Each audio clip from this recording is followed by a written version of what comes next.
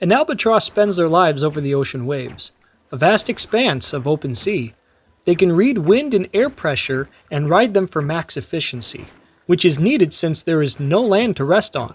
People believe the sight of one means there's good fishing ahead, but in the event one is killed, it's often thought to impose doom to a catastrophic degree. In 2004, Crave Entertainment experimented with this idea, seeing fine conditions to milk consumers out of their hard-earned cash by offering games cheaper than their competitors. It was fine fishing indeed, except they shot the albatross and placed it around my neck instead. It's Trigger Man for PlayStation 2, an unholy experience.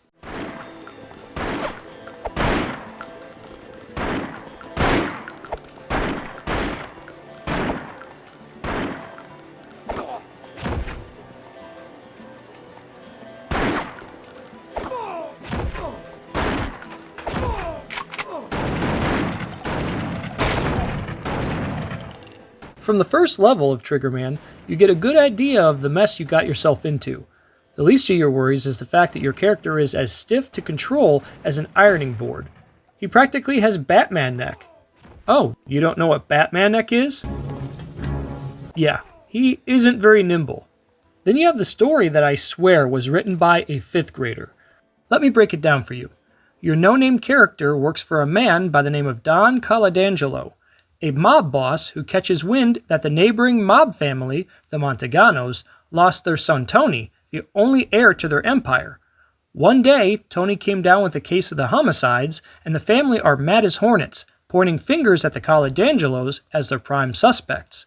So Don has the bright idea to tell them this was all a simple misunderstanding by sending the assassin to one of the Monteganos' empty casinos, assassinate all their security detail, break through the security systems, and steal their diamonds? The reason for doing such an outlandish thing is supposedly to de-escalate a gang war before it starts, by bankrupting them. What on earth is this story? Seriously, it had to have been written by a 5th grader.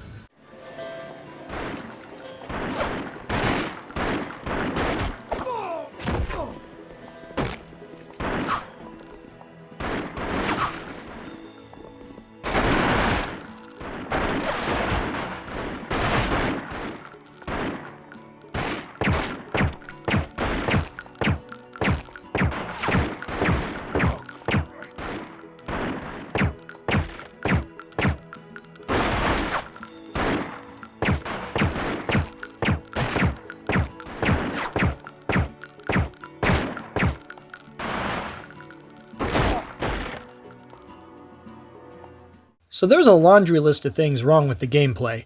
I guess I'll rattle them off one by one so we're all caught up to speed. You can't hold much ammo. You don't pick up ammo when you kill guards who should, in theory, drop ammo.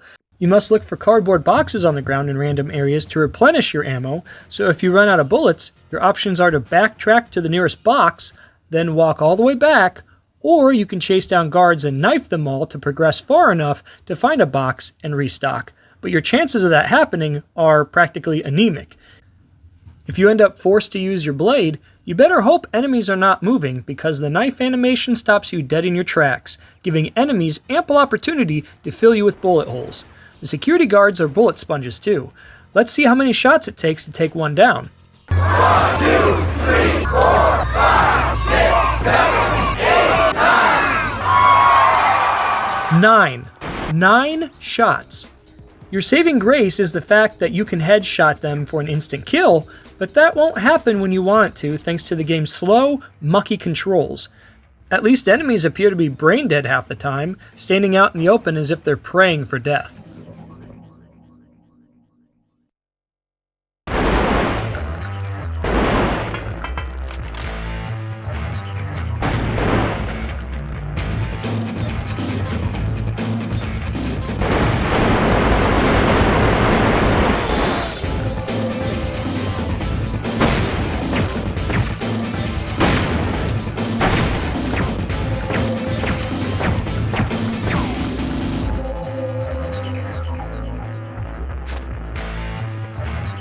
The game's sense of what you must do in order to achieve a successful mission is outrageously misguided.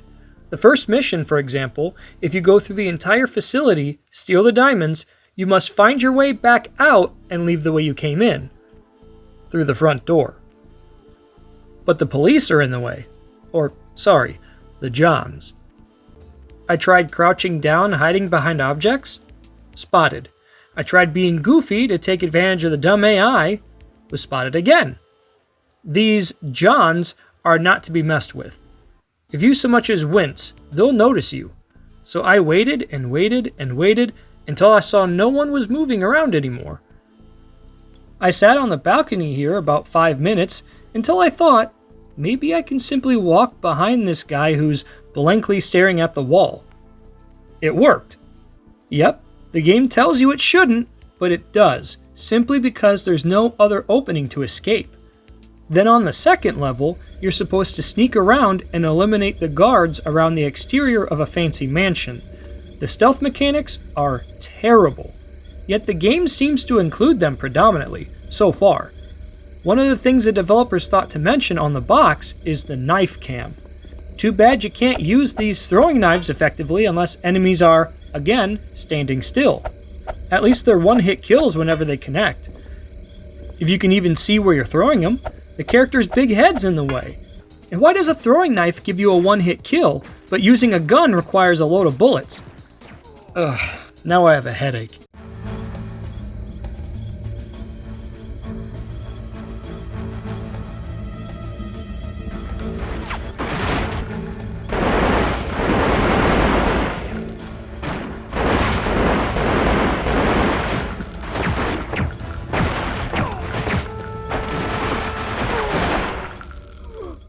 What Triggerman boils down to is patience.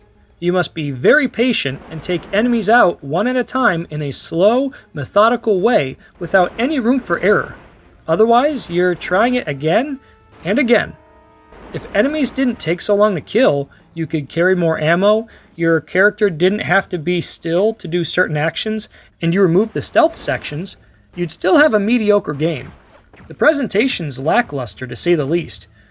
Like they couldn't even afford bad voice actors? Instead, they have these dialogue boxes. There's no reason for this. It just looks awful. If you're looking to punish an acquaintance whom you don't like, this is a slow burn torture. I'm telling you, Triggerman is the stuff of legend.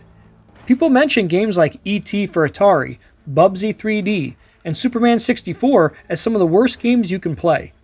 Let me introduce you to the newest contender for the crown. I know Triggerman isn't an intellectual property, so it's not a huge disappointment. It had no expectations before launch, and I'm sure no one has really heard of this game to begin with. But let me assure you, this is terrible on all fronts. Triggerman supposedly has 8 missions, according to the back of the box, and you're never going to see past the first level due to the godlike patience you must possess to simply trudge through every section of each level until you accomplish what the game says to do the way the game doesn't communicate you to do it. This is the worst game I've ever played in my life. No redeeming qualities whatsoever. Behold, the new king of the trash heap.